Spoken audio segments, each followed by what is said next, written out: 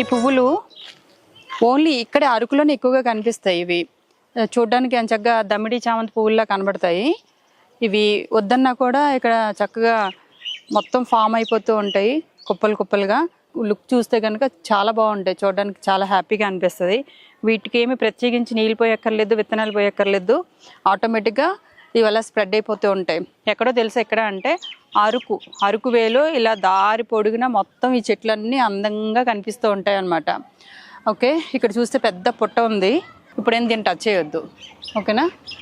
ఈ చెట్లు చూడండి చాలా బాగుంటాయి.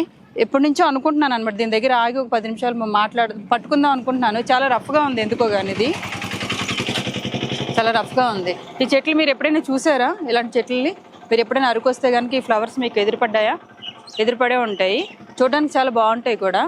తర్వాత నా చేతిలో ఈ పువ్వులు ఉన్నాయి కదా, గన్నేరు పువ్వులు. ఇవి ఇదివరకు ఎక్కువగా ఉండేవి, ఇప్పుడు చాలా తక్కువ అరుదుగా ఉంటున్నాయి అనమాట. ఇవి చక్కగా ఇక్కడ గన్నేరు చెట్టు చాలా పెద్దగా నీట్గా ఉంది, మొత్తం అన్ని ఫ్లవర్స్తో చక్కగా నిండుకొని ఉందన్నమాట. ఇప్పుడు ఈ గన్నేరు కాకుండా వెరైటీగా వేరే పువ్వులు ఆ పాదుల్లాగా ప్రాకుతూ ఇలా గ్రీన్ అండ్ ఎల్లో కాంబినేషన్లో చాలా వస్తున్నాయి.